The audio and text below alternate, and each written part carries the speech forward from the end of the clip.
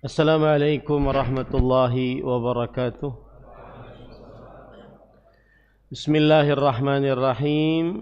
Innal hamdalillah nahmaduhu wa nasta'inuhu wa nastaghfiruh wa na'udzu billahi min shururi anfusina wa sayyiati a'malina.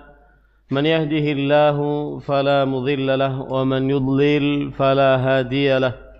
وأشهد أن لا إله إلا الله وحده لا شريك له وأشهد أن محمدا عبده ورسوله يا أيها الذين آمنوا اتقوا الله حق تقاته ولا تموتن إلا وأنتم مسلمون يا أيها الناس اتقوا ربكم الذي خلقكم من نفس واحدة وخلق منها زوجها وبث منهما رجالا كثيرا ونساء واتقوا الله الذي تساءلون به والأرحام إن الله كان عليكم رقيبا يا أيها الذين آمنوا اتقوا الله وقولوا قولا سديدا يصلح لكم أعمالكم ويغفر لكم ذنوبكم ومن يطع الله ورسوله فقد فاز فوزا عظيما أما بعد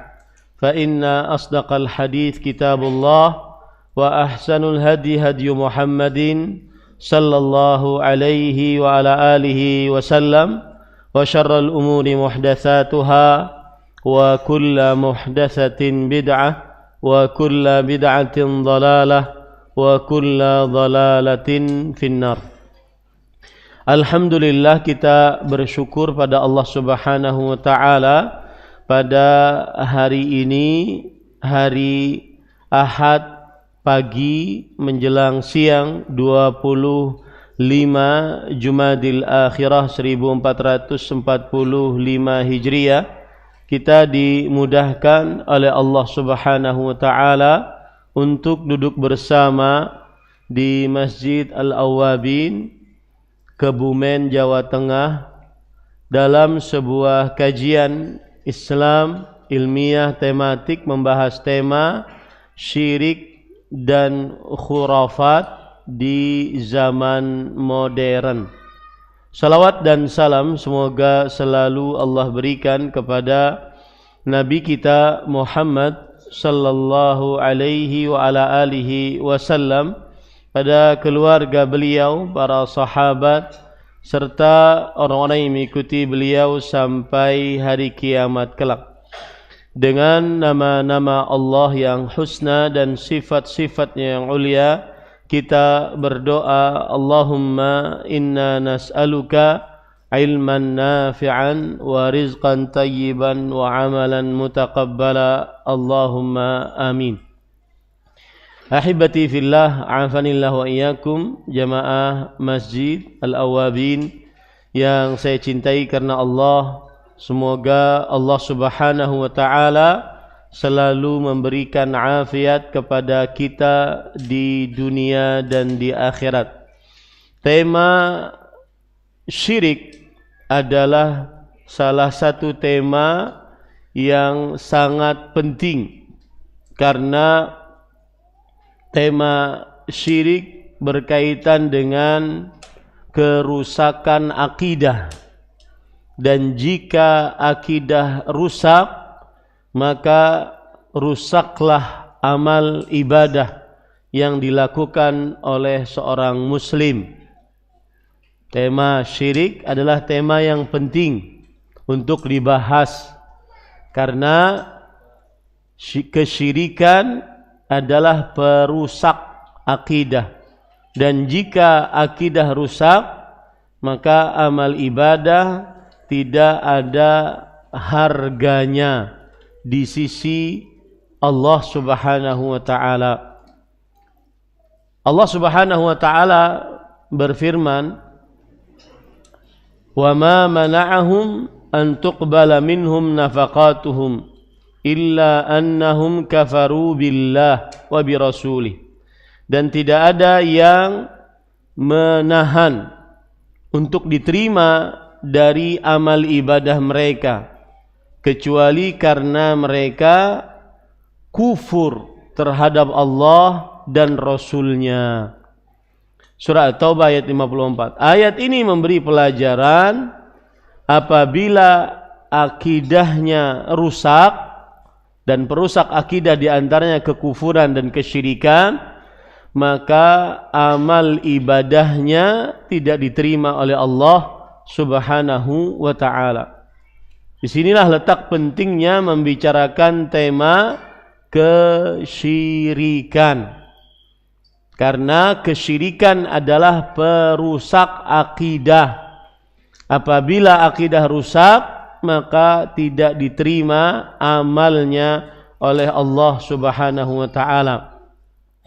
Dalam hadis Rasul sallallahu alaihi wasallam bersabda, "Innallaha la yaqbalu minal amali illa ma kana khalisan wa btughiya bihi wajhu."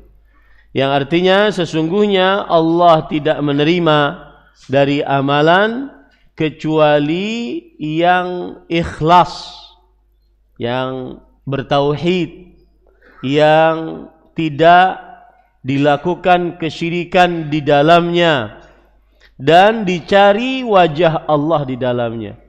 Hadis ini menunjukkan bahwa Rasulullah SAW mengabarkan amalan yang dilakukan oleh seorang hamba sebesar apapun tidak akan diterima oleh Allah Subhanahu wa ta'ala. Innallaha la yaqbalu minal amali. Al-amal di sini adalah amalan apapun. Alif lam mim lil ahad atau lil jins. Alif lam mim minal amali, dari al-amal. Al-amal untuk jenis. Jenis amal ibadah apapun tidak akan diterima oleh Allah Subhanahu wa ta'ala kecuali apabila ada kalimat diawali dengan la, tidak, kemudian setelahnya illa, kecuali, menunjukkan kepada pengkhususan. Amalan tidak diterima sama sekali kecuali yang ikhlas karena Allah Subhanahu wa ta'ala. Sekali lagi ini menunjukkan pentingnya membicarakan tema kesyirikan, karena tema kesyirikan adalah perusak akidah, dan akidah jika rusak amalnya tidak diterima, sia-sia sebesar apapun.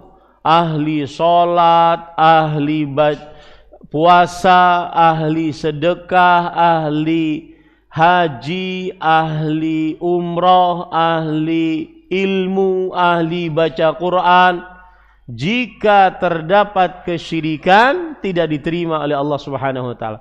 Rasul sallallahu alaihi wasallam juga bersabda di dalam hadis riwayat Imam Muslim, Allah Subhanahu wa ta'ala berfirman, "Ana aghnash syuraka'i 'anil syirk man 'amila 'amalan asyraka fihi ma'iya ghairi taraktuhu wa syirkah." Aku zat, kata Allah Subhanahu wa ta'ala, aku zat yang sangat tidak membutuhkan sekutu. Siapa yang beramal ia mensyirikkan aku di dalamnya, maka aku tinggalkan dia, pelakunya, dan amalnya. Ditolak oleh Allah Subhanahu wa ta'ala. Sebesar apapun ditolak amalan yang di dalamnya terjadi kesyirikan. Di sini pentingnya tema ini. Padahal kita semua diciptakan oleh Allah untuk beramal, beribadah. Wa ma khalaqtul jinna wal insa illa liya'budun. Tidaklah aku ciptakan jin dan manusia kecuali untuk beribadah kepadaku. Allah berfirman dalam surah Al-Baqarah ayat 21, "Ya ayyuhan nas, u'budu rabbakumul ladzi khalaqakum." Wahai manusia, beribadahlah kalian, beramallah kepada Allah Subhanahu wa ta'ala yang telah menciptakan kalian. Amal ibadah kita tidak akan diterima jika terjadi kesyirikan yang merusak akidah. Kalau seandainya rusak akidahnya, jangankan diterima amal, amalnya tidak ada. Allah berfirman dalam surah Ibrahim ayat 24, "Alam tara kaifa daraballahu mathalan kalimatan thayyibah ka syajaratin thayyibah asluha thabitun wa far'uha fis sama tu'ti ukulaha kulla hinin biidzni rabbiha wa yadribullahu al-amthala lin-nas la'allahum yatadhakkarun. Apakah engkau wahai Muhammad sallallahu alaihi wasallam tidak memperhatikan bagaimana Allah membuat perumpamaan sebuah ucapan yang baik? Ucapan yang baik adalah akidah yang benar yang tidak tercampur dengan kesyirikan, yaitu la ilaha illallah. Dengan bagaikan seperti pohon yang baik, akarnya kokoh, pohonnya menjulang ke langit, menumbuhkan buah-buah yang bisa diambil manfaatnya setiap musimnya. Ini perumpamaan Allah buat adalah apabila orang akidahnya bersih dari kesyirikan, maka akan timbul amal-amal yang dari amal tersebut dapat pahala. Jadi tema membahas kesyirikan penting karena dia merusak akidah. Dan apabila akidah rusak, jangankan harap amalnya diterima, beramal saja dia tidak bisa. Contoh orang munafik, ketika akidahnya rusak, riya, maka malas beramal. Allah berfirman di dalam Al-Quran, innal munafiqina yukhadi'una Allah wa huwa khadi'uhum wa idza qamu ila salati qamu kusala yura'una an-nas wa la yadhkuruna Allah illa qalila. Surah An-Nisa ayat 142. Sesungguhnya orang-orang munafik menipu Allah dan Allah membalas tipuan mereka. Mereka jika bangun mendirikan salat, bangun dalam keadaan malas. Ini akibat rusak akidahnya. Akibat kesyirikan asghar, riya. Bangun dalam keadaan malas. Kenapa? Karena riya kepada manusia. Surah Nisa ayat 142. Makanya Rasul sallallahu alaihi wasallam bersabda, "Athqalus salawat 'alal munafiqin salatul fajri wa salatul atamah." Salat paling berat atas orang munafik, salat subuh dan salat isya. Mengapa? Karena tidak bisa riya. Tidak bisa memperlihatkan amal, memperbagus amal. Nah, sekali lagi inilah pentingnya tema membahas kesyirikan. Ya, karena sekali lagi saya katakan, saya ulang-ulang dari tadi, kesyirikan perusak apa? Akidah. Kalau akidahnya rusak, amal tidak diterima, bahkan lebih parah, tidak ada amal. Ya, amal tidak diterima kalau dia beramal, bahkan lebih parah lagi, tidak beramal. Malas-malasan. Nah, kemudian para ikhwah yang dirahmati oleh Allah Subhanahu wa taala, membahas kesyirikan juga penting. Yang kedua ini, dari sisi kita ini diperintahkan dengan perintah yang paling agung, yaitu bertauhid, mengesahkan Allah dalam ibadah. Dan tauhid tidak akan dapat kita kerjakan tanpa mengetahui kesyirikan, menjauhi kesyirikan. Di situ letak pentingnya mengenal kesyirikan. Dengan mengenal kesyirikan, kita mengenal tauhid sehingga kita bisa mengerjakannya. Ada pepatah Arab mengatakan, wa bididdiha tatabayyanul asya.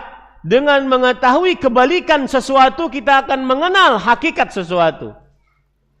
Ingin tahu air yang bersih, lihat air yang kotor. Ingin tahu tauhid, lihat, pelajari kesyirikan. Ingin tahu tauhid, pelajari apa itu riya. Baru tahu tauhid. Kita ini a'zamul ma'murat.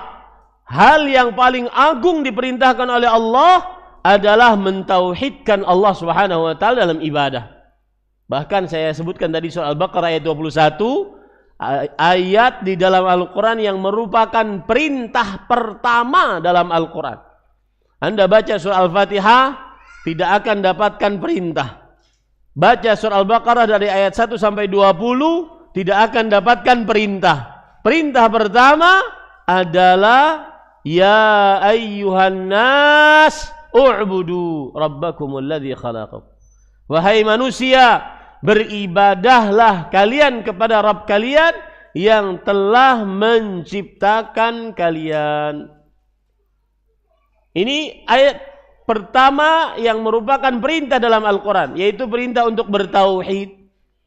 Allah Subhanahu wa taala juga berfirman di dalam surat Az-Zariyat ayat 56, "Wa ma khalaqtul jinna wal insa illa liya'budun." Kata Jabir radhiyallahu anhu dan sahabat yang lain, "Illa liyuwahhidun." Tidaklah kuciptakan jin, manusia, kecuali melainkan supaya mereka mentauhidkan aku. Tidak bisa kita mentauhidkan Allah kecuali dengan mengetahui kebalikan dari tauhid. Bahkan tidak bisa tauhid seseorang tegak kecuali dengan menghilangkan kesyirikan di dalam dirinya. Pegang itu baik-baik. Syahadatmu tidak manfaat, doamu enggak manfaat, salat, puasa, zakat, hajimu kepada Allah tidak manfaat jika tidak menafikan Tuhan selain Allah. Sejuta kali orang bersyahadat tidak manfaat jika tidak menghilangkan peribadatan kepada selain Allah Subhanahu wa taala. Makanya coba lihat kalimat tauhid, la ilaha illallah. Dua rukun dia. Rukun yang pertama, la ilaha, tidak ada Tuhan yang berhak diibadahi selain Allah. Ini rukun yang pertama. Kemudian illallah, hanya Allah, Tuhan yang paling berhak untuk diibadahi. Kalau ada orang sholat, puasa, zakat, haji, baca Quran kepada Allah Subhanahu wa taala, ini belum cukup tanpa dia menghilangkan peribadatan kepada selain Allah Subhanahu wa taala. Di sini letak pentingnya tauhid, letak pentingnya membahas tentang kesyirikan. Karena perintah paling pertama, paling agung, risalah yang paling mulia dibawa oleh Rasulullah sallallahu alaihi wasallam tidak akan pernah kita bisa lakukan dengan sempurna dan maksimal kecuali dengan menghilangkan kesyirikan dari dalam diri kita. Rasulullah sallallahu alaihi wasallam bersabda, "Umirtu an uqatilan nas hatta yashhadu an la ilaha illallah wa anni rasulullah." Aku diperintahkan untuk memerangi manusia sampai mereka bersyahadat la ilaha illallah dan aku adalah Rasulullah. Syahadat ini tidak manfaat kecuali dengan menghilangkan kesyirikan, peribadatan kepada selain Allah Subhanahu wa taala. Kalau seandainya saya beri contoh gini. Ada orang sholat, ahli puasa, ahli zakat. Tapi pas ditanya, bagaimana menurutmu keyakinan orang musyrik, Nasrani, Yahudi, Majusi? Kemudian dia jawab, ketoke podo ae. Cuma jalannya beda. Kita umat Islam jalannya lebih dekat. Umat Nasrani, Yahudi, Majusi, Konghucu, Hindu dan seterusnya kemudian jalannya lebih jauh. Sepertinya sama saja. Ini tidak manfaat syahadatnya. Ibadahnya yang dia bangun tidak manfaat. Itu maksudnya syahadat tidak akan manfaat tanpa menjauhi kesyirikan. Wajib menjauhi kesyirikan. Nah, bagaimana kita mau menjauhi kesyirikan kalau tidak faham? Maka pentingnya membahas kesyirikan dari sisi ini. Itu yang kedua. Tauhid tidak akan sempurna tanpa menghilangkan kesyirikan di dalam diri. Ya, ingat baik-baik itu. Dan itu perkataan Al-Syekh Al-Imam Muhammad bin Abdul Wahhab An-Najdi. Syahadatmu 1.000.000 kali tidak akan manfaat tanpa seseorang menghilangkan kesyirikan, meniadakan peribadatan kepada selain Allah Subhanahu wa taala. Yang ketiga, pentingnya tema kesyirikan adalah kesyirikan sesuatu yang sangat dikhawatirkan oleh Rasulullah sallallahu alaihi wa ala alihi wasallam. Umatnya terperosok ke dalamnya. Makanya kita ingin mempelajarinya agar tidak terperosok ke dalam sesuatu yang sangat dikhawatirkan oleh Rasul sallallahu alaihi wasallam. Hudzaifah ibn al-Yaman radhiyallahu anhu pernah berkata, "Kana an-nas yas'aluna Rasulullah sallallahu alaihi wasallam anil khair wa kuntu as'aluhu anil syarr makhafata an aqa'a fi." Orang-orang sering bertanya kepada Rasulullah sallallahu alaihi wasallam tentang kebaikan. Wahai Rasulullah, apa amalan paling afdal? Wahai Rasulullah, bagaimana bisa melancarkan rezeki? Wahai Rasulullah, apa amalan yang paling dicintai oleh Allah Subhanahu wa taala? Orang-orang sering bertanya kepada Rasulullah sallallahu alaihi wasallam akan hal tersebut. Tetapi aku sering bertanya kepada Rasulullah sallallahu alaihi wasallam tentang keburukan, karena aku khawatir terperosok ke dalamnya. Nah, sama kita ini sekarang pada kesempatan pagi ini mempelajari tentang kesyirikan, sesuatu yang sangat ditakuti oleh Nabi Muhammad sallallahu alaihi wasallam, umatnya terperosok ke dalamnya. Maka kita pelajari agar kita menjauhi kesyirikan tersebut sehingga tidak terperosok ke dalamnya. Ya, ini para ikhwah yang dirahmati oleh Allah Subhanahu wa taala. Contoh misalkan Rasul sallallahu alaihi wasallam, beliau bersabda dalam hadis yang diriwayatkan oleh Imam Ahmad, "Ayyuhan nas, wahai manusia." Ini rasakan baik-baik seakan-akan Rasulullah sallallahu alaihi wasallam ada di hadapan kita. Ayyuhan nas, wahai manusia, ittaqu hadza syirka. Jauhilah kesyirikan ini. Lihat, beliau takut. Dan Rasul sallallahu alaihi wasallam ketika bersabda itu kepada siapa bersabdanya?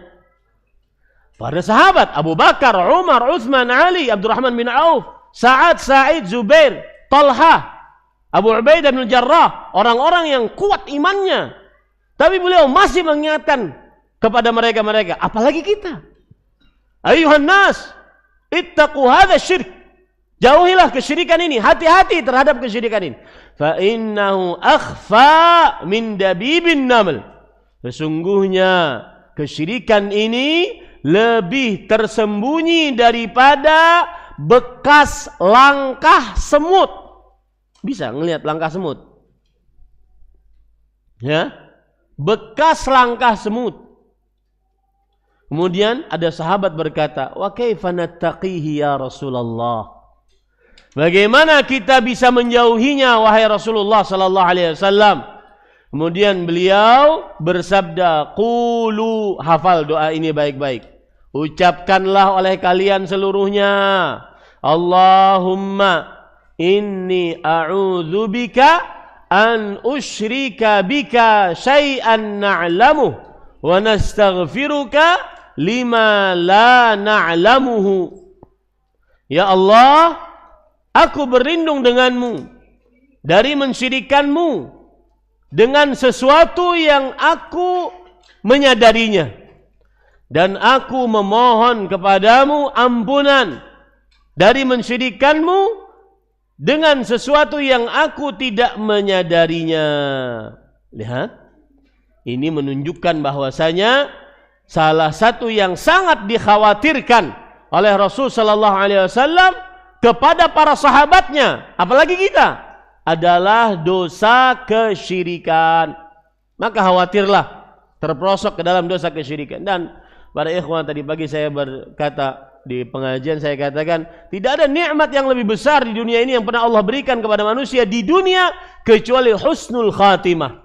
Dan sebaliknya tidak ada siksa, kerugian, kesengsaraan, bala, musibah yang paling besar yang pernah Allah berikan kepada seorang hamba dibandingkan su'ul khatimah, mati di atas kesyirikan. Maka hati-hati. Lihat lagi Rasul sallallahu alaihi wasallam pernah bersabda dalam hadis yang diriwayatkan oleh Imam Bukhari dan Muslim, la tattabi'unna sanana man kana qablakum shibran bi shibrin wa dhira'an bi dhira' hatta law salaku juhra dhabbin la salaktumuh. Yang artinya, sungguh kalian akan benar-benar, di situ ada dua penekanan, la tattabi'unna, lam lamut taukid, lam penekanan, nun nunut taukid, lam penekanan, nun penekanan. Kalau kita terjemahkan sungguh kalian akan benar-benar, ini berarti kabar dari Rasulullah sallallahu alaihi wasallam, kabarnya pasti terjadi.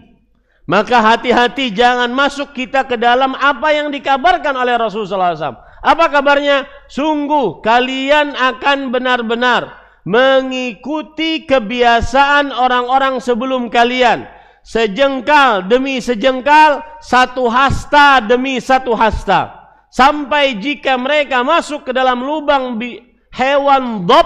Lubang hewan dhab itu berkelok-kelok, bau, kotor, tidak ada manfaatnya, maka kalian akan mengikutinya. Para sahabat bertanya, ya Rasulullah, al-Yahudu wan Nasara? Wahai Rasulullah, apakah kita akan mengikuti kaum Yahudi dan Nasrani? Maka beliau menjawab, faman? Kalau bukan mereka siapa? Ini jenis kekhawatiran Rasul sallallahu alaihi wasallam kepada umatnya, khawatir umatnya terperosok ke dalam kesyirikan sebagaimana Yahudi dan Nasrani terperosok ke dalam kesyirikan. Dan itu pasti terjadi. Dan mudah-mudahan bukan kita orangnya. Qulu amin. Ya, hati-hati para ikhwan yang dirahmati. Itu adalah salah satu kekhawatiran Rasulullah sallallahu alaihi wasallam masuk umatnya ke dalam kesyirikan. Lihat lagi Rasul sallallahu alaihi wasallam bersabda di dalam hadis sahih yang menunjukkan bahwa beliau khawatir umatnya terperosok ke dalam syirik. Kata beliau, akhwafu ma akhafu alaikumus syirkul asghar. Yang paling aku takutkan terhadap kalian adalah syirik kecil. Yang paling aku takutkan kepada kalian adalah syirik kecil. Kemudian para sahabat bertanya, wa masyirkul asghar ya Rasulullah? Apa itu syirik kecil wahai Rasulullah sallallahu alaihi wasallam? Maka beliau menjawab, ar-riya. Syirik kecil adalah riya. Taib. Jadi sudah 3 pentingnya tema ini. Yang pertama apa tadi, Pak? Karena syirik merusak akidah, dan akidah kalau rusak amalnya tidak diterima. Yang kedua apa, Pak? Syirik adalah tidak bisa mengerjakan tauhid dengan sempurna tanpa menjauhi kesyirikan. Makanya harus kita pelajari kesyirikan tersebut agar kita bisa menjauhinya. Yang ketiga, syirik adalah sesuatu yang sangat dikhawatirkan oleh Nabi Muhammad sallallahu alaihi wasallam kepada para sahabatnya, apalagi kepada umatnya. Kemudian Bapak Ibu saudara-saudari, yang keempat, mempelajari kesyirikan terutama di zaman sekarang sangat penting. Kenapa? Karena penyimpangan tentang kesyirikan sudah sangat mudah tersebar melalui apa, Pak? Media sosial. Dahulu kita tidak tahu ada orang melakukan kesyirikan seperti ini. Ternyata dengan melalui media sosial kita bisa mengetahuinya. Dan khawatirnya seseorang akan mengikutinya. Gara-gara dia melihat apa yang ada di media sosial. Nah, para ikhwan yang dirahmati oleh Allah Subhanahu wa taala, sekarang saya akan menyebutkan tentang macam-macam kesyirikan. Ya. Ini tugas saya sekarang menyebutkan macam-macam kesyirikan dari mulai syirik akbar sampai syirik asghar dengan tujuan agar dijauhi. Ya, dengan tujuan agar dijauhi. Taib. Sekarang Bapak Ibu, saudara-saudari yang dimuliakan oleh Allah, saya sebelum menyebutkan, saya akan sebutkan dulu pengertian kesyirikan. Dan saya pesan, yang ngaji dakwah sunnah, ngaji dakwah salaf harus fasih, paham, lancar, betul tentang kesyirikan. Ustadz-ustadznya juga harus paham, lancar, betul tentang kesyirikan. Karena sependek pengetahuan saya, tidak ada fenomena dakwah yang sangat fokus memberantas tentang kesyirikan kecuali dakwah salaf. Wa dakwah salafiyah la takumu illa bid-da'watiha ila tauhidillah wa muharabati syirik. Dakwah salafiyah tidak dibangun kecuali dengan menegakkan tauhid dan memerangi kesyirikan. Maka jamaahnya harus lancar, faham betul tentang kesyirikan dengan segala macam jenis-jenisnya. Terutama yang sudah ngaji lama, hati-hati. Coba introspeksi diri kita masing-masing. Benarkah kita sudah paham tentang kesyirikan dari A sampai Z-nya? Ya, apa pengertiannya? Bagaimana pembagiannya? Apa contoh-contohnya? Karena walhamdulillah Islam agama yang sempurna. Rasul sallallahu alaihi wasallam meninggalkan umatnya dalam keadaan dengan ajaran yang sangat sempurna. Tidak ada yang tertinggal. Nah, para ikhwan yang dirahmati oleh Allah Subhanahu wa taala, sekarang pengertian kesyirikan secara umum dulu sebelum saya nanti artikan syirik besar apa, syirik kecil apa, ya. Pengertian kesyirikan secara bahasa, asyirik adalah diddul infirad. Syirik kebalikan dari sendiri. Au khilafus syafa', atau kebalikan dari jumlah bilangan ganda. Ini arti kesyirikan secara bahasa. Syirik artinya adalah diddul infirad, kebalikan dari kesendirian atau kebalikan dari jumlah bilangan ganda. Ini arti syirik secara bahasa. Adapun arti syirik secara istilah syariat adalah, perhatikan beberapa penafsiran yang disebutkan oleh para ulama dan semuanya benar. Perhatikan yang pertama, an yuj'ala lillahi syarikun, menjadikan untuk Allah sekutu. Ini yang dikatakan oleh Imam Ibnu Qutaibah rahimahullahu taala. juga oleh Al-Azhari, juga oleh Imam Al-Qurtubi.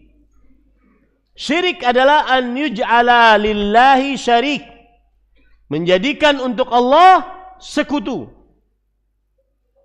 penolong, pemberi bantuan. Itu yang pertama. Yang kedua, para ikhwan yang dirahmati oleh Allah Subhanahu wa taala, disebutkan oleh Imam Ibnu Qayyim Al-Jauziyah rahimahullahu taala, syirik adalah at-tashabbuhu bil khaliq wa tashbihul makhluq bihi. Syirik adalah menyerupakan dengan Allah Sang Maha Pencipta, menyerupakan makhluk dengan Allah, menyerupakan makhluk dengan Allah. Syirik secara istilah syariat. Kemudian secara istilah syariat juga yang ketiga, syirik adalah ja'lulillahi niddan, menjadikan tandingan bagi Allah. Ada Allah ditanding dengan sesuatu. Kalau tadi sekutu itu teman, ya, penolong. Ini enggak, tandingan bagi Allah Subhanahu wa taala. Makanya Allah berfirman dalam surah Al-Baqarah ayat 22, "Fala taj'alu lillahi niddan."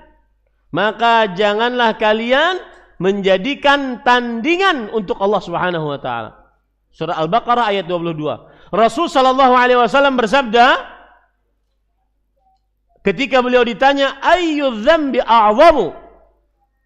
Dosa apa yang paling besar? Maka beliau menjawab, "An taj'ala lillahi niddan wa huwa khalaqak." Engkau menjadikan tandingan bagi Allah, padahal Allah yang menciptakanmu. Terakhir, yang keempat, pengertian kesyirikan, dan ini pengertian yang wallahu alam lebih komprehensif dalam bahasa jami' mani', pengertian yang mengumpulkan seluruh kata yang diperlukan dalam sebuah definisi dan menolak kata yang tidak diperlukan. Yaitu syirik adalah, dihafal baik-baik, kalau perlu dihafal bahasa Arabnya, taswiyatu ghairillah billah fi syai'in min khasaisillah. Taswiyatu ghairillah billah fi syai'in min khasaisillah. Menyamakan, ingat, password, miftahus sir, kata kunci kesyirikan ada pada kata taswiyah, menyamakan. Saya beri contoh sekarang. Orang duduk di samping kuburan, beriktikaf di kuburan, syirik tidak? Lihat, kembalikan kepada kata kunci. Terjadi penyamaan tidak? Duduk di samping kuburan, iktikaf, terjadi penyamaan tidak? Oi, jenengan hadir atau enggak? Hah? Kalau enggak bilang enggak, kalau ada bilang ada. Sekedar duduk di samping kuburan, iktikaf di samping kuburan, terjadi penyamaan tidak? Tidak, berarti enggak syirik. Hah, betul? Kata kuncinya adalah apa? Penyamaan, menyamakan. Taswiyatu ghairillah, menyamakan selain Allah. Selain Allah di sini siapapun dan apapun, mau dia malaikat yang paling mulia Jibril alaihissalam, atau manusia yang paling mulia Rasulullah sallallahu alaihi wasallam, atau jin, atau hewan, atau benda mati, pepohonan, bebatuan, bebesian, atau apapun, menyamakan selain Allah dengan Allah. Jangan dibalik ya, menyamakan Allah dengan selain Allah, bukan. Menyamakan selain Allah dengan Allah. Dalam perkara yang khusus milik Allah. Itulah pengertian kesyirikan yang komprehensif, jami' mani, yang menyeluruh. Dan pengertian ini diambilkan dari ayat Al-Quran.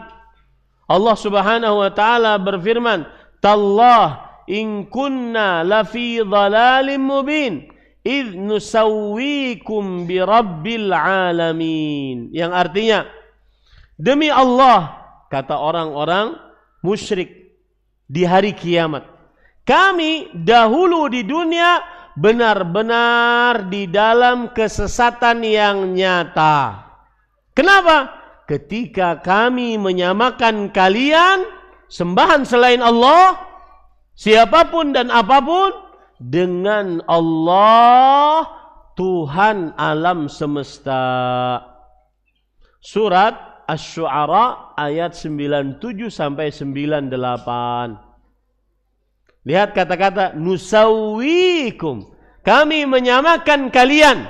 Selalu Pak, kadang-kadang sebagian orang terlalu semangat ya, melihat sesuatu langsung syirik itu. Ya. Padahal bukan kesyirikan, padahal dia bid'ah.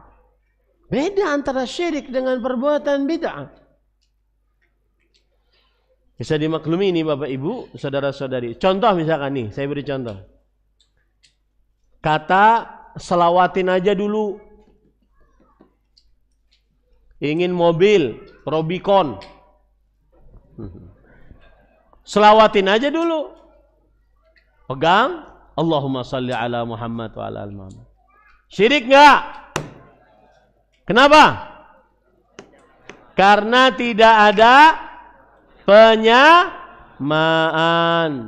Lalu apa Ustaz perbuatannya? Nanti kalau ada pertanyaan saya jawab.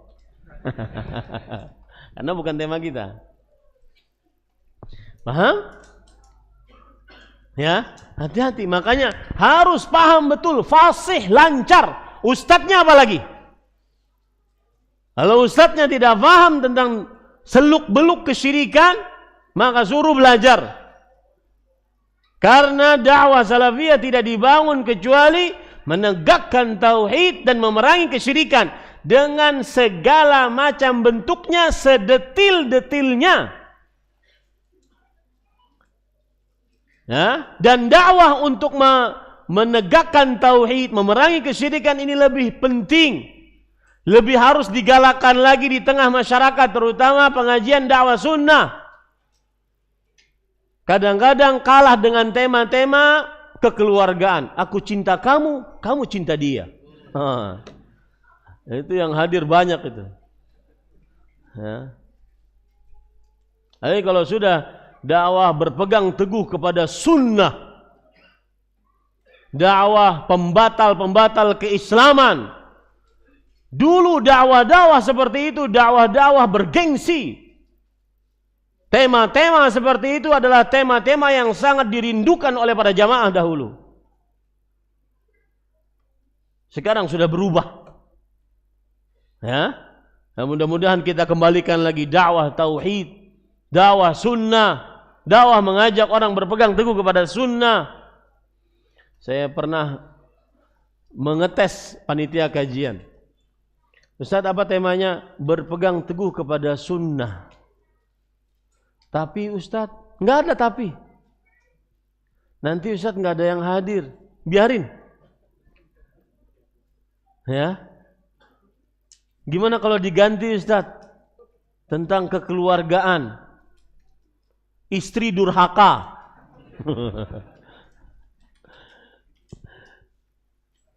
Baik. Sudah kita pahami itu. Sekarang kita bagi kesyirikan ini dibagi menjadi dua. Syirik akbar dan syirik asghar. Kesyirikan dibagi menjadi dua, yaitu syirik akbar dan syirik asghar. Apa itu syirik akbar? Para ikhwan yang dirahmati oleh Allah Subhanahu wa ta'ala. Syirik akbar pengertiannya bisa kita ambil dari yang sudah disebutkan tadi. Apa tadi? Menyamakan selain Allah dengan Allah dalam perkara yang khusus milik Allah. Timbul pertanyaan, apa itu perkara yang khusus milik Allah? Yang pertama, Allah memiliki kekhususan yaitu berupa rububiyah, kekuasaan, pengaturan, penciptaan, kekuasaan. Al-khalqu wal mulku wa tadbir. Tidak ada yang mengatur, mencipta, berkuasa kecuali Allah. Allah berfirman, Alhamdulillahi Rabbil Alamin. Segala puji hanya milik Allah. Rabb. Rabb itu yang mengatur, mencipta, memelihara, berkuasa atas alam semesta. Itu khusus milik Allah. Itu khusus milik Allah Subhanahu wa taala. Allah juga berfirman di dalam Al-Qur'an, "Hal min khaliqin ghairullah yarzuqukum minas sama'i wal ard." Yang artinya, adakah pencipta selain Allah yang memberikan rezeki kepada kalian dari langit dan bumi? Surat Fatir ayat 3. Tidak ada. Ini kekhususan milik Allah. Jadi, siapa yang menyamakan selain Allah dengan Allah dalam perkara rububiyah, itu syirik akbar. Nanti saya akan sebutkan contohnya. Ya, dalam perkara rububiyah. Apa tadi rububiyah, Pak? Penciptaan, pengaturan, kekuasaan. Seperti apa Ustaz contohnya? Mencipta, menghidupkan, mematikan, menurunkan hujan. Makanya kalau seandainya ada yang berkeyakinan bisa menahan hujan bahkan dibayar ratusan juta, itu syirik akbar yang dibiarkan di negeri ini. Paham? Kenapa syirik akbar?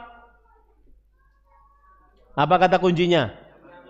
Terjadi penyamaan. Menyamakan siapa dengan siapa?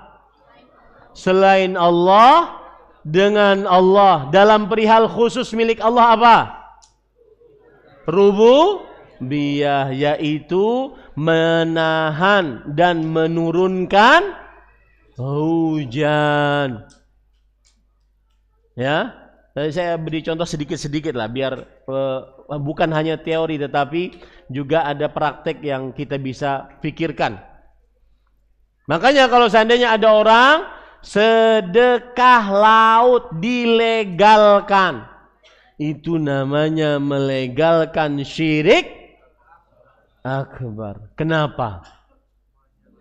Terjadi penyamaan antara siapa? Selain Allah dengan Allah dalam perihal yang khusus milik Allah, yaitu apa? Rububiyah, pengaturan, penciptaan, kekuasaan. Karena tidak ada yang mengatur lautan agar tidak terjadi tsunami kecuali siapa? Allah. Bisa dimaklumi? Itu kekhususan yang pertama milik Allah. Kekhususan yang kedua milik Allah. Dan ini bukan urusan budaya. Ini urusan akidah. Ketika akidah berbeda dengan adat kebiasaan, mana yang didahulukan? Akidah seorang muslim. Yang kedua, kekhususan milik Allah adalah ibadah. Apa itu ibadah? Seluruh macam ibadah. Mau ibadah yang berupa lisan, baca Quran, berdoa, memberi nasihat, amar ma'ruf, nahi mungkar, berzikir. Atau ibadah yang berkaitan dengan qalbu, rasa takut, al-khauf, rasa harap, ar-raja, rasa cinta, al-mahabbah, rasa syukur, rasa sabar, rasa tawakal. Itu semua ibadah qalbu. Itu khusus milik Allah. Siapa yang bersyukur kepada selain Allah, berarti dia sudah melakukan kesyirikan akbar. Mengapa? terjadi penyamaan antara selain Allah dengan Allah dalam perkara khusus milik Allah. Yang kedua apa itu? Ibadah qalbu atau ibadah lahiriah seperti sholat, puasa, zakat, haji, berbakti pada orang tua, berbuat baik kepada tetangga, menghormati tamu, menyambung hubungan silaturahim. Ibadah-ibadah itu tidak boleh diberikan kecuali hanya kepada Allah. Jika diberikan kepada selain Allah, maka berarti itu syirik akbar, mengeluarkan manusianya dari Islam. Kenapa? Terjadi penyamaan antara selain Allah dengan Allah dalam perkara yang khusus milik Allah. Seperti apa? Ibadah lahiriah. Nah, itu yang kedua yang khusus milik Allah. Yang ketiga yang khusus milik Allah adalah asma was sifat. Nama-nama Allah yang husna dan sifat-sifat Allah yang mulia. Tidak ada yang memiliki nama yang husna kecuali Allah. Makanya orang musyrik Quraisy, mereka musyrik. Kenapa? Karena menjadikan nama Al-Aziz menjadi Uzza. Allah memiliki nama Al-Uzza, Al-Aziz. Mereka ambil dari nama itu, mereka kasih untuk berhala mereka, tapi dengan nama Al-Uzza. Mereka menjadikan untuk patung berhala mereka Al-Lata. Diambil dari kata Al-Ilah. Mereka menjadikan Al-Manat. Nama Allah Al-Mannan. Mereka kasih patung berhala mereka dengan Al-Manat. Makanya seorang muslim tidak boleh bernama dengan nama khusus milik Allah Subhanahu wa taala. Seperti yang masih banyak terjadi di tengah masyarakat. Rahman. Tidak ada abad di depannya. Rahman Idris. Nggak boleh. Kenapa? Karena Rahman nama khusus milik Allah Subhanahu wa taala. La yusamma bihi ghairuhu. Tidak boleh dinamai dengan selainnya kecuali Allah Subhanahu wa taala. Dengannya kecuali Allah Subhanahu wa taala. Rahman. Ada santri saya namanya Khaliq. Maha Pencipta. Ya, saya langsung suruh ganti itu. Muhammad Abdul Khaliq. Namanya Muhammad Khaliq. Tambah lagi Muhammad Khaliq Jabbar. Maha Perkasa. Ya, ini sedikit tentang nama. Tadi disebutkan saya pernah duduk di Syekh Abdul Muhsin. Saya pernah duduk. Sering ditanya Syekh Abdul Muhsin tentang nama. Kemudian beliau memberikan sebuah batasan. Silahkan anakmu diberi nama apa saja selama engkau tidak perlu bertanya nama tersebut boleh atau tidak.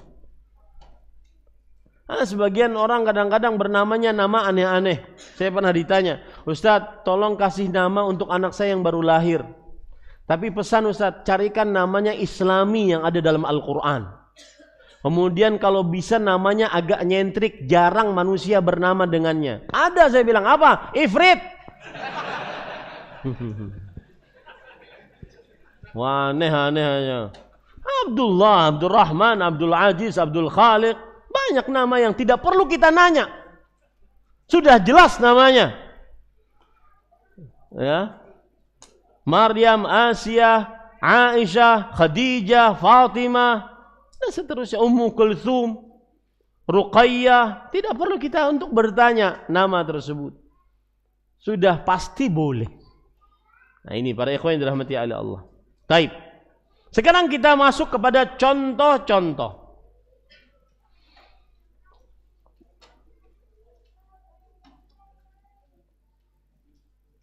Contoh yang pertama, para ikhwan yang dirahmati oleh Allah Subhanahu wa taala, tentang syirik akbar. Contoh yang pertama ya, yaitu syirik akbar di dalam perkara rububiyah tadi. Ini agak jelimet sedikit, mudah-mudahan, karena biasanya saya menjelaskan pakai papan tulis, tapi mudah-mudahan dengan ngomongan bisa dimaksud. Yang pertama, saya sebutkan contohnya saja langsung ya, biar mudah. Mensyirikkan Allah secara akbar dengan cara meniadakan Allah, yang disebut dengan ilhad. Atau antum tulis saja, contoh pertama syirik akbar adalah ilhad. Ilhad bahasa Arabnya, atau disebut dengan ateis. A itu tidak, teis itu tidak ada Tuhan, berarti tidak ada Tuhan. Ilhad. Seperti siapa? Seperti Fir'aun. Fir'aun enggak percaya Tuhan. Makanya Allah berfirman dalam surat Asy-Syu'ara ayat 23, "Wa ma rabbul alamin?" Apa itu Rabb semesta alam? Dia enggak percaya Tuhan. Ini contoh syirik akbar pertama, yaitu melakukan ilhad, ateis, tidak percaya adanya Tuhan. Dan ini para ikhwah di zaman media sosial kita sangat banyak bertebaran di internet. Orang wawancara dengan bangganya dia tidak bertuhan. Padahal kita negara yang meyakini adanya Tuhan. Padahal seperti itu tidak boleh disebarkan. Baik secara hukum positif di Indonesia, apalagi hukum syar'i. Ini cara yang pertama, yaitu apa? Ilhad. Contoh yang pertama. Contoh yang kedua, kesyirikan akbar di dalam perkara rububiyah adalah wahdatul wujud. Kaula Gusti, manunggaling kaula Gusti. Allah dan seluruh alam semesta adalah Allah. Ada Allah, ini Allah, lihat kucing Allah, lihat babi Allah, lihat anjing Allah. Itu namanya wahdatul wujud. Dan wahdatul wujud ada dua macam, al-ittihad dan hulul. Ittihad itu artinya bercampur, seperti ada kopi, ada susu, dicampur jadi cappuccino. Itu namanya ittihad, bercampur. Itu masuk daripada wahdatul wujud. Atau al-hulul, artinya menitis. Allah menitis kepada Nabi Isa. Allah menitis kepada Ali bin Abi Thalib, seperti keyakinan kaum Syiah Rafidhah. Ya, itu namanya apa tadi? Al-hulul. Itu semua bagian dari wahdatul wujud. Manunggaling kaula Gusti. Taib, para ikhwan yang dirahmati oleh Allah Subhanahu wa taala. Contoh udah berapa contohnya? Dua ya. Yang pertama ilhad, yang kedua apa? Wahdatul wujud. Wahdatul wujud tadi ada dua macam. Yang ketiga, contoh yang ketiga adalah contoh menjadikan untuk Allah yang kita sebutkan tadi, sekutu. Menjadikan untuk Allah apa? Sekutu. Seperti siapa? Kaum Nasrani yang menjadikan, yang meyakini salisu salasa. Innallaha salisu salasa. Sesungguhnya Allah tiga dalam satu, satu dalam tiga. Laqad kafara alladziina qalu innallaha salisu salasa. Sungguh telah kafir orang-orang yang mengucapkan sesungguhnya Allah itu trinitas, satu dalam tiga, tiga dalam satu. Ini menjadikan sekutu bagi Allah. Majusi, contoh nih, menjadikan sekutu bagi Allah. Kaum Majusi, apa keyakinan kaum Majusi? Yang bersandar ada yin yang, Tuhan baik, Tuhan buruk. Jadi kalau ada orang sholat, ini yang mencipta Tuhan baik. Kalau ada Tuhan buruk, yang berzina, mencuri, mengkorupsi, ini yang mencipta adalah Tuhan buruk. Yang bingung kalau manusia lagi bengong. Siapa yang menciptanya? Ya, Tuhan bengong. Ini pada ikhwah, itu namanya kaum Majusi yang meyakini adanya Tuhan baik, Tuhan buruk. Termasuk dari keyakinan kaum Majusi, kaum Qadariyah dari kaum muslimin. Apa itu kaum Qadariyah? Kaum Qadariyah adalah kaum yang meyakini bahwasanya ketika saya mengangkat ini yang mengangkat adalah Ahmad Zainuddin. Tidak ada kuasa Allah sama sekali di dalam diri saya. Sayalah yang menciptakan perbuatan ini. Ini kaum apa? Qadariyah. Makanya Rasul sallallahu alaihi wasallam bersabda, "Al-Qadariyatu majusu hadhil ummah." Kaum Qadariyah adalah kaum Majusi dari umat Islam. Dari umat ini. Kenapa? Karena mereka meyakini ada dua pencipta. Allah pencipta alam semesta, manusia menciptakan dirinya sendiri, perbuatannya sendiri. Tidak ada kuasa Allah Subhanahu wa taala sama sekali di dalam dirinya. Paham ini para ikhwah? Dirahmati oleh Allah. Contoh yang lain dari poin yang ketiga, mensyirikkan Allah dengan sekutu, yaitu yang mendebat Nabi Ibrahim. Di dalam surah Al-Baqarah ayat 258. Allah Subhanahu wa taala berfirman, "Idz qala Ibrahim, Rabbi alladhi yuhyi wa yumit." Qala, "Ana uhyi wa umit." Ketika Nabi Ibrahim berkata, "Allah Rabbku yang mencipta, yang menghidupkan, mematikan." Orang yang mendebat ini mengatakan, "Aku pun bisa menghidupkan dan mematikan." Nah, ini namanya menjadikan sekutu bagi siapa? Allah Subhanahu wa taala. Ini adalah menjadikan sekutu bagi Allah. Termasuk di dalamnya juga, ini banyak contohnya berarti yang ketiga ini. Orang-orang yang meyakini terjadinya sesuatu karena bintang, zodiak. Itu syirik akbar. Itu keyakinan Yunani. Ya. Yang mana dianggap apa? Biasa di tengah kaum muslimin. Bahwa turun hujan karena ada bintang ini, terjadi sesuatu keburukan karena ada bintang ini, dan seterusnya. Ini termasuk poin yang ketiga, menjadikan sekutu bagi Allah Subhanahu wa taala. Nah, kemudian para ikhwan yang dirahmati oleh Allah Subhanahu wa taala, sekarang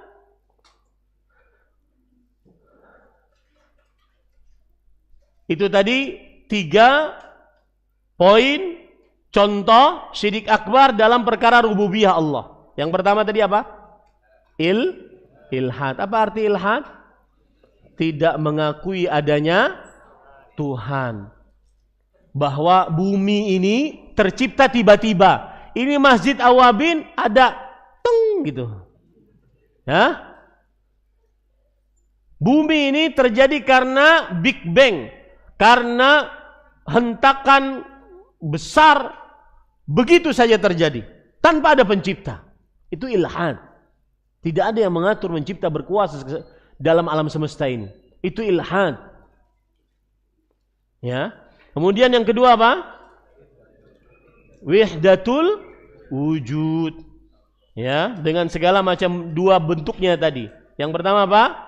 Al-ittihad. Yang kedua al-hulul. Yang ketiga menjadikan sekutu bagi Allah. Tadi ada 5 contoh yang saya sebutkan. Baik. Sekarang syirik akbar di dalam perkara ibadah, dan ini yang paling banyak terjadi. Ya, syirik akbar dalam perkara ibadah, dan sangat disayangkan para ikhwah. Orang-orang musyrik zaman dahulu, kalau mereka dalam kesulitan, mereka akan mentauhidkan Allah. Mereka akan mentauhidkan Allah SWT. Contoh misalkan Allah berfirman dalam Al-Quran, فَإِذَا رَكِبُوا فِي الْفُلْكِ, jika mereka naik kapal di tengah lautan.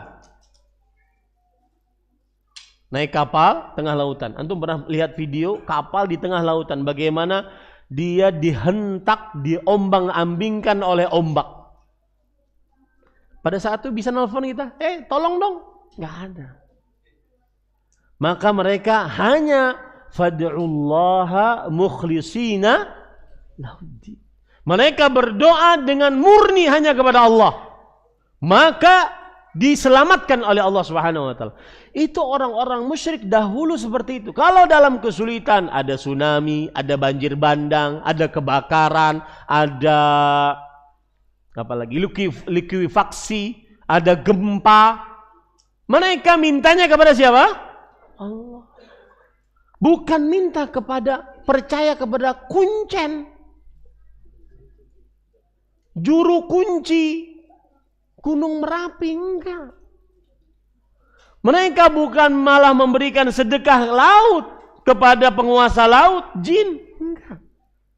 Semestinya kalau ada kesulitan tambah dekat dengan siapa? Allah. Dan sedikit menyimpang dari tema kita. Bismillah. Ini terutama yang sudah lama berdoa, ingin dapat jodoh, ingin dapat anak, ingin dapat pekerjaan, ingin terentas dari kemiskinan, sudah lama berdoa, ingin selesai dari permasalahan, maka saya beri tips. Pasti doanya dikabulkan, pasti.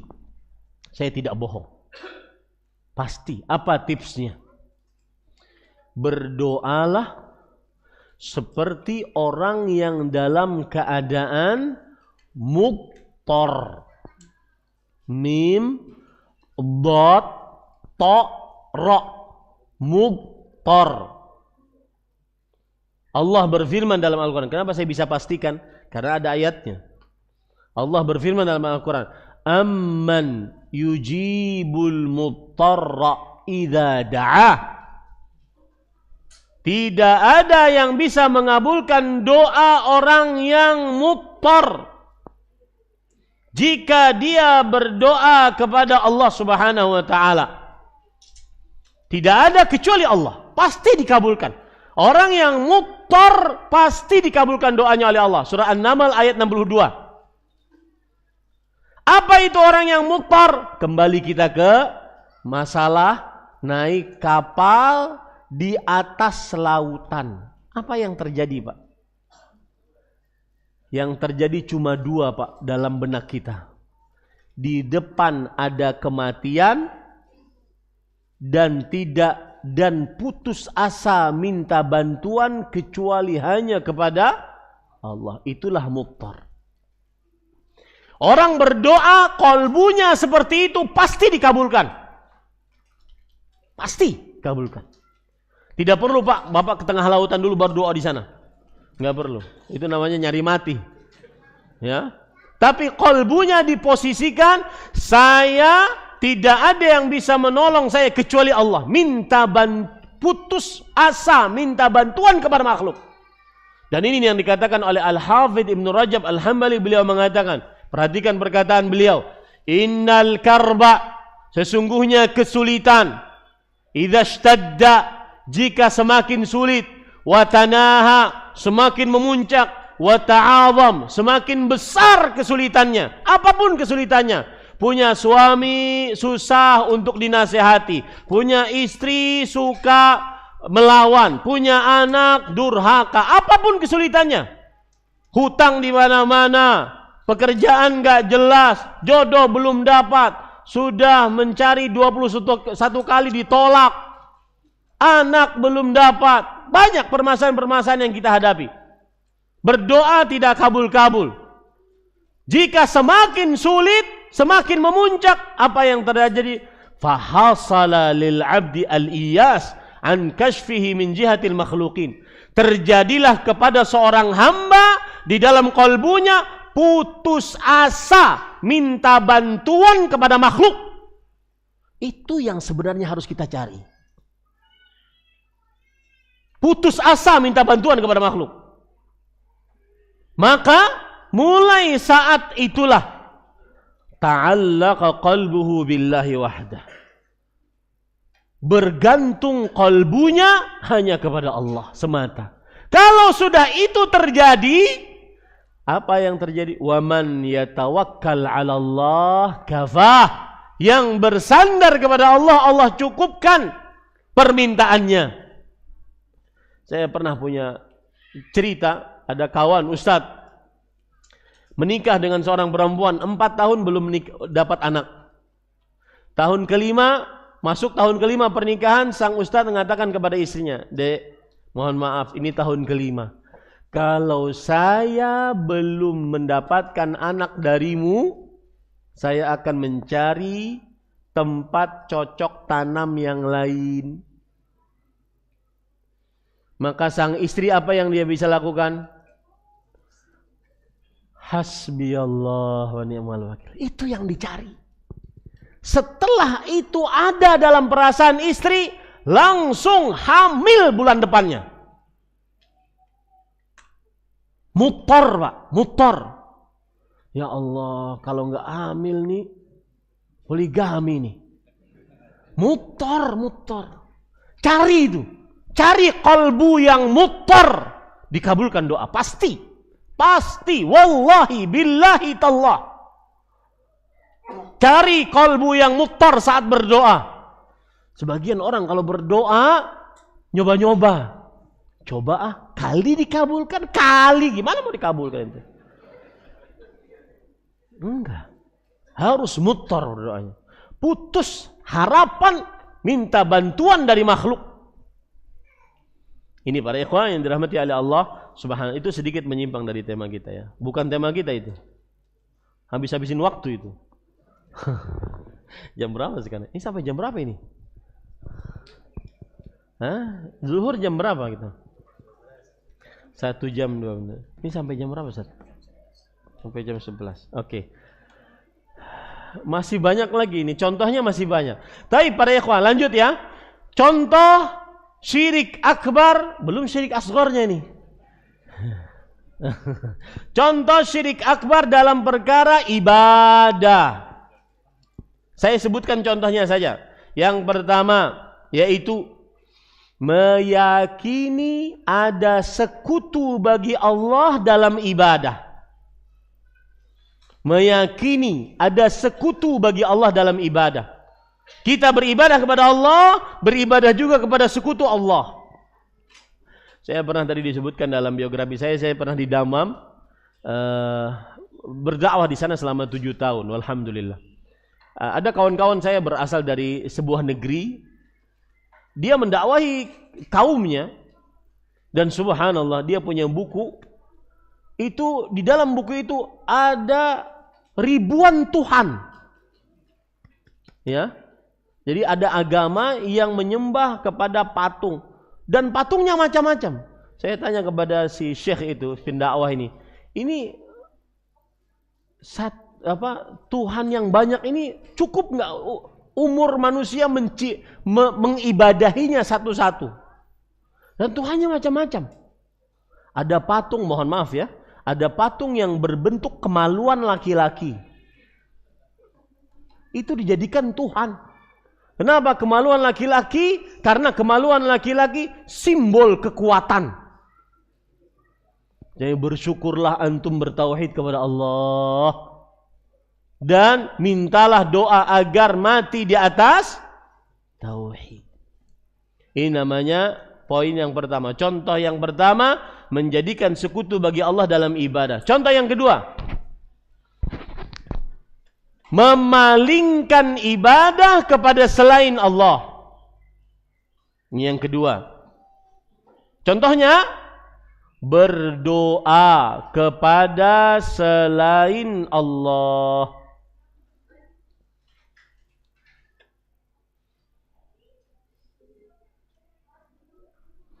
Saya ingin mengkupas masalah ini. Doa kepada selain Allah. Yang pertama, berdoa kepada selain Allah. Baik itu selain Allahnya makhluk yang sudah mati atau yang masih hidup, yang tidak disanggupi kecuali oleh Allah, maka ini syirik akbar. Berdoa kepada orang yang sudah mati. berdoa kepada orang yang masih hidup, sesuatu yang tidak disanggupi kecuali oleh Allah, maka ini syirik akbar. Contoh, saya minta doa, berdoa kepada antum agar diberi anak. Ini syirik akbar, meskipun beliau masih hidup. Saya berdoa kepada antum agar diberi ketenangan hati. Ini syirik akbar, meskipun yang kita doai masih hidup. Apalagi yang sudah meninggal. Termasuk di dalamnya berdoa kepada Rasulullah sallallahu alaihi wasallam. Wahai Rasulullah, beri saya anak. Boleh atau tidak? Tidak. Kenapa? Ada hadiah sini, Ustaz. Hadiahnya, Ustaz. Kenapa? Angkat tangan yang bisa jawab. Nah. Enggak, bukan itu yang kita pelajari. Nah. Enggak, bukan itu yang kita pelajari. Ada penyamaan, Pak. Penyamaan antara siapa dengan siapa? Dalam perkara khusus apa? Penyamaan dengan siapa? Selain Allah di sini siapa? Tadi Rasulullah. Disamakan dengan siapa? Allah. Dalam perkara khusus milik Allah apa? Ibadah. Pilih, Pak, salah satunya boleh.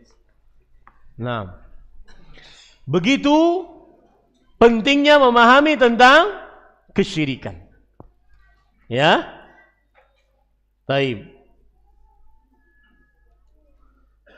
Kalau seandainya berdoa kepada selain Allah, termasuk di dalamnya Rasulullah sallallahu alaihi wasallam saja diharamkan dan termasuk syirik akbar, apalagi orang-orang yang kedudukannya di bawah Rasulullah sallallahu alaihi wasallam. Nah, ada timbul syubhat nanti. Ustaz, ada seorang wali, Ustaz. Apa buktinya dia wali? Semenjak dia meninggal, kuburannya tidak pernah berhenti untuk diziarahi. Lalu apa pentingnya kalau seandainya memang kuburannya tidak pernah berhenti untuk diziarahi?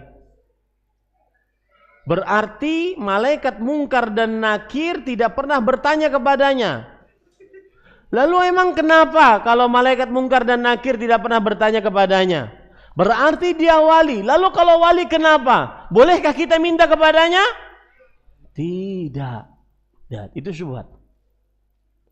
Karena orang ini dianggap spesial, selalu diziarahi kuburannya, tidak pernah tidak diziarahi semenjak dia meninggal. Malaikat mungkar dan nakir tidak pernah ada kesempatan bertanya. Ya. Dan ini dusta atas malaikat mungkar dan nakir. Dan itu berbicara tentang agama tanpa dasar ilmu. Karena setiap mayat yang dimasukkan dalam kubur, mau masih ada orangnya, tidak masih ada orangnya, tetap malaikat mungkar dan nakir teko. Subhanallah. Jangan ngarang-ngarang dalam agama. Nanya. Toib, kalau nanya, kalau nggak ditanya emang kenapa? Berarti wali, Ustaz. Kalau wali emang kenapa? Boleh kita minta kepadanya? Tidak. Berarti dia masih hidup, Ustaz. Ahya fi kuburihim, hidup di dalam kubur mereka. Boleh kita minta kepadanya? Tidak. Karena mereka sudah berpindah dari alam dunia ke alam barzah. Bisa dimaklumi ini Bapak Ibu? Taib. Jenis berdoa yang kedua, berdoa kepada orang yang masih hidup dalam perkara yang disanggupi oleh orang yang masih hidup tersebut. Maka ini boleh atau tidak? Boleh. Contoh misalkan jenengan mau umroh, saya katakan, Pak, nyuwun, mohon didoakan saya di depan Ka'bah. Boleh tidak? Boleh. Kenapa? Karena orangnya masih hidup, ada dan bisa berdoa. Kalau ada masih hidup tapi gaib, boleh enggak? Seperti misalkan keyakinan Nabi Khadir katanya masih hidup, tapi wujudnya enggak ada. Boleh enggak kita minta kepada Nabi Khadir, wahai Nabi Khadir, doakan saya agar punya anak. Boleh tidak? Tidak boleh. Kenapa? Karena meskipun katanya masih hidup tapi wujudnya tidak ada, gaib. Dan nama yang benar adalah Khadir, bukan Haidir. Haidir teman TK saya. Hah? Ya, Khadir, bukan Haidir. Taib, itu para ikhwan yang dirahmati Allah, itu masalah berdoa. Jadi berdoa kepada orang yang sudah meninggal atau yang masih hidup, tetapi untuk sesuatu yang tidak disanggupi kecuali Allah, ini syirik akbar. Yang kedua, berdoa kepada orang yang masih hidup, ada dan sanggup untuk melakukan apa yang kita doai, maka ini hukumnya boleh. Yang ketiga, berdoa kepada atau dengan menyebutkan pangkat kehormatan seseorang. Saya beri contoh misalkan, wahai Allah. Berdoanya kepada siapa? Allah. Boleh tidak? Boleh. Tapi kemudian saya menyebutkan dengan pangkat nabimu, berikan saya rezeki. Wahai Allah, dengan kedudukan Syekh Fulan,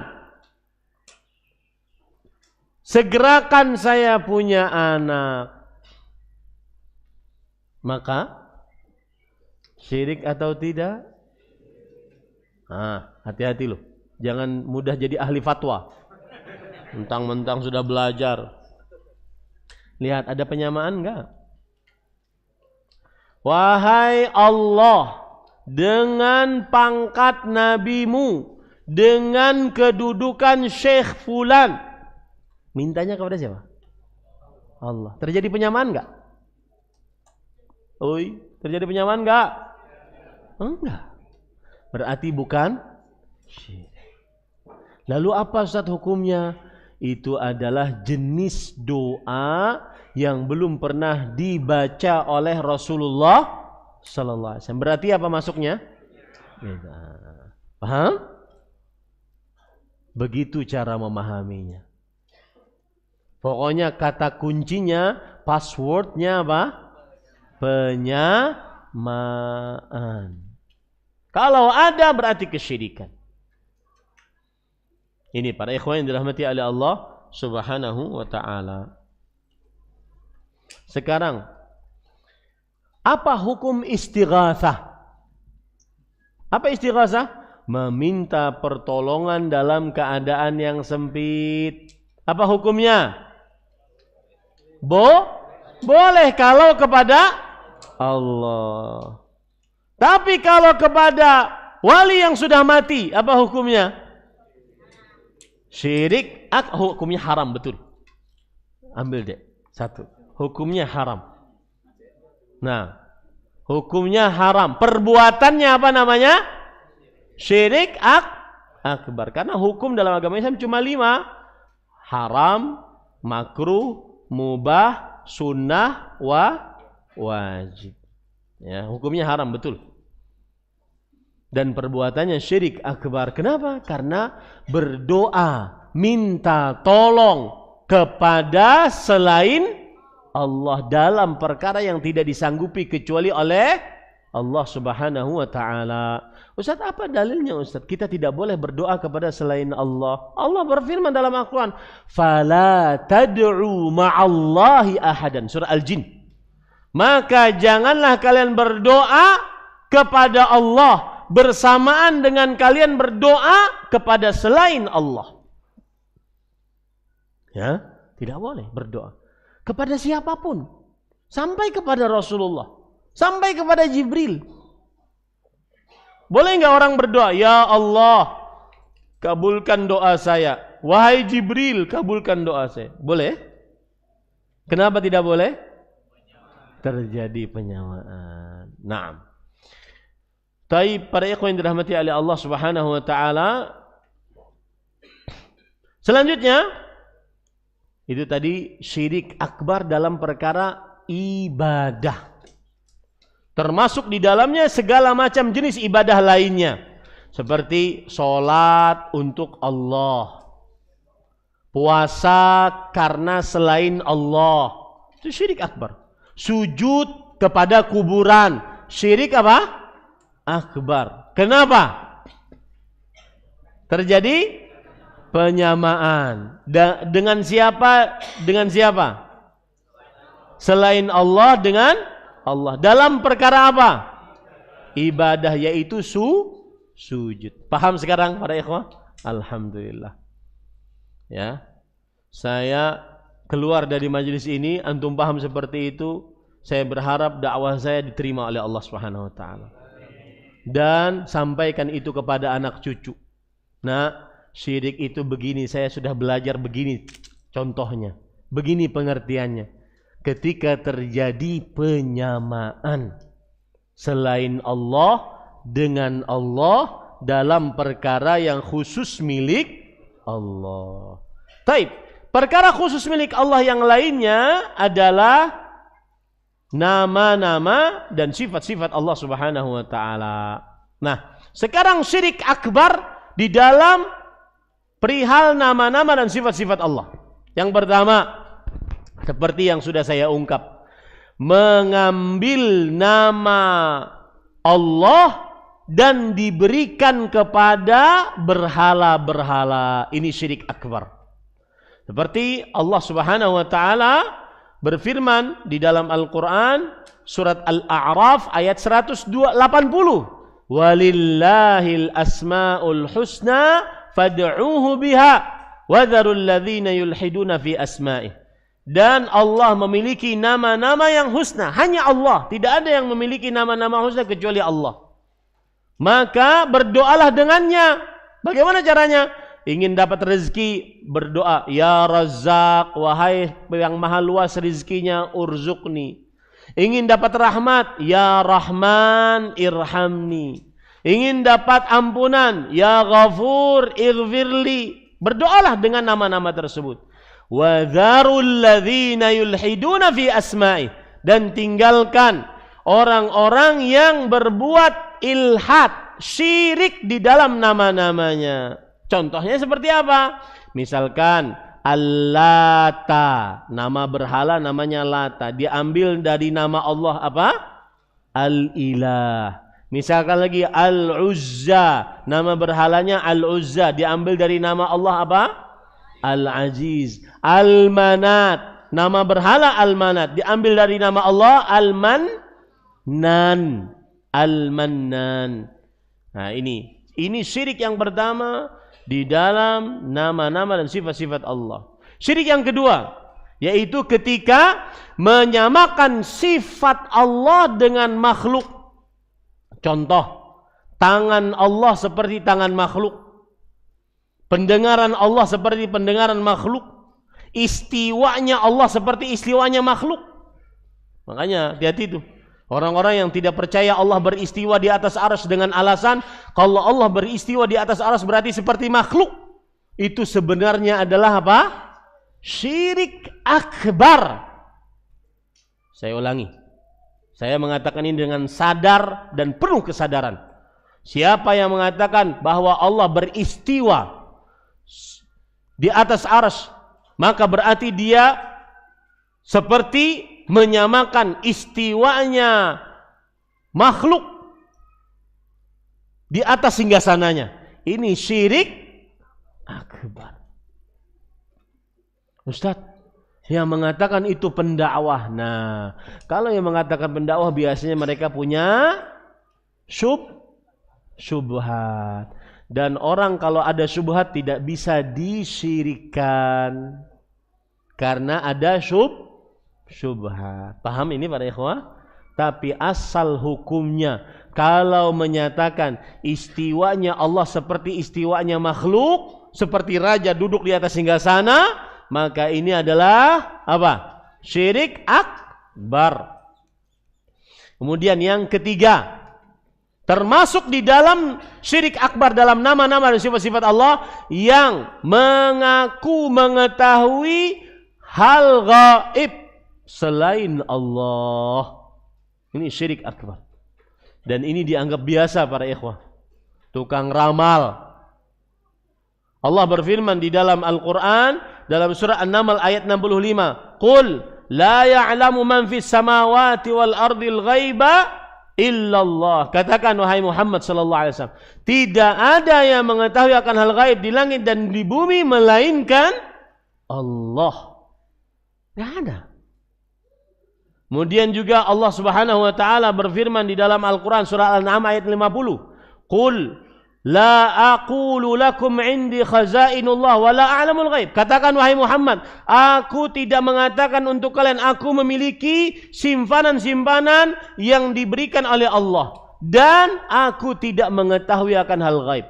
Kalau Rasulullah sallallahu alaihi wasallam tidak mengetahui akan hal gaib, apalagi orang-orang yang kedudukannya di bawah Rasulullah sallallahu alaihi wasallam. Dan ini ironi sekali para ikhwah, kita di negara muslim yang muslimnya paling banyak sedunia, tapi sebagian orang menganggap ringan mendatangkan di televisi tukang ramal diwawancarai.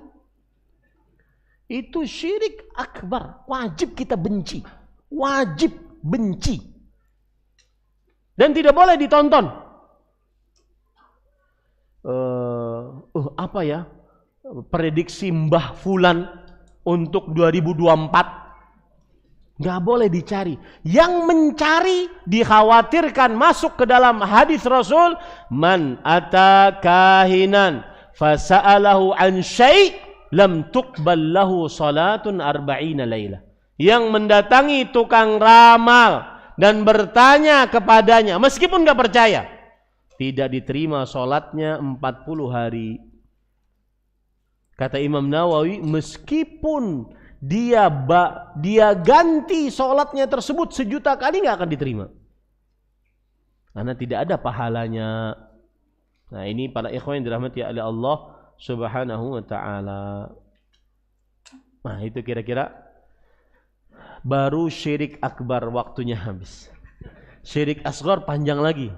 Syirik asghar di dalam ucapan, syirik asghar di dalam amalan qalbu, syirik asghar di dalam amalan lahiriah. Saya sebutkan saja biar tidak gantung ya. Saya sebutkan, antum tulis cepat. Yang pertama yaitu syirik asghar di dalam amalan qalbu, contohnya riya. Yang kedua, menginginkan sesuatu dari perkara dunia dalam ibadahnya. Yang ketiga, bersandar dengan sebab. Nah ini banyak terjadi nih.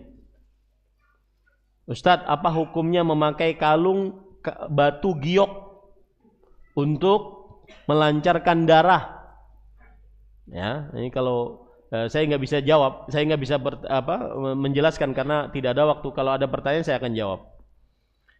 Kemudian yang ketiga contohnya merasa bernasib sial ketika mendengar atau melihat sesuatu.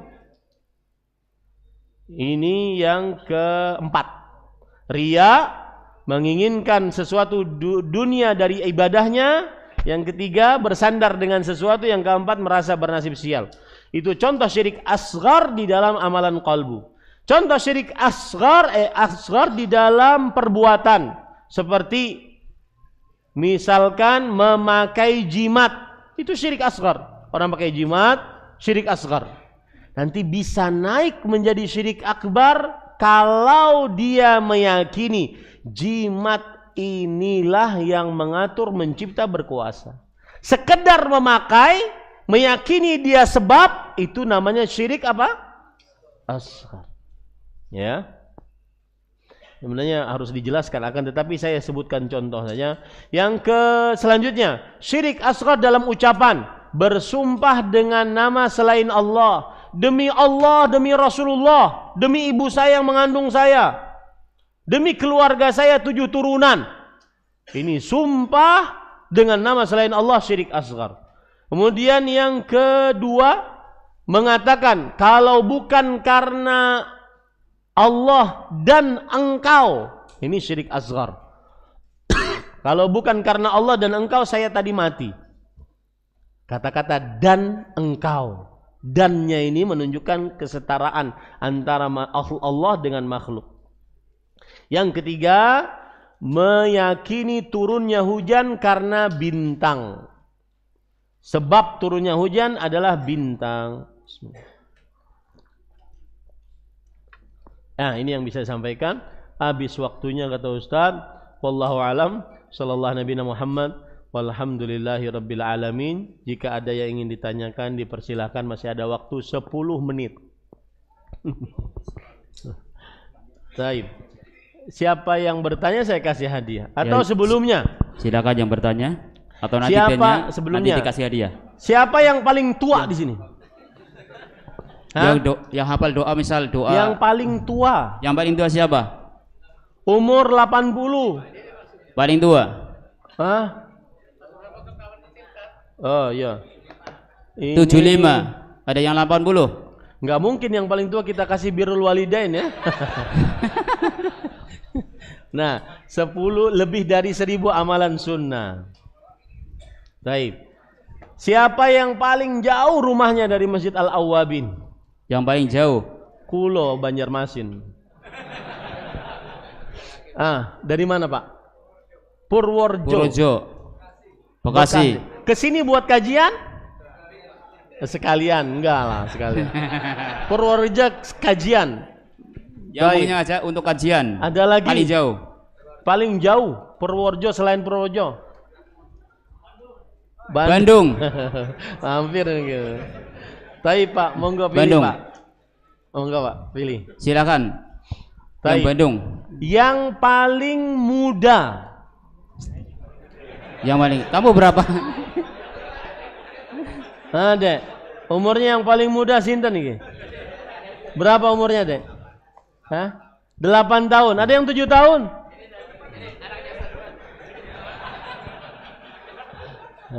8 tahun. Taib, kasih, ambil hadiah.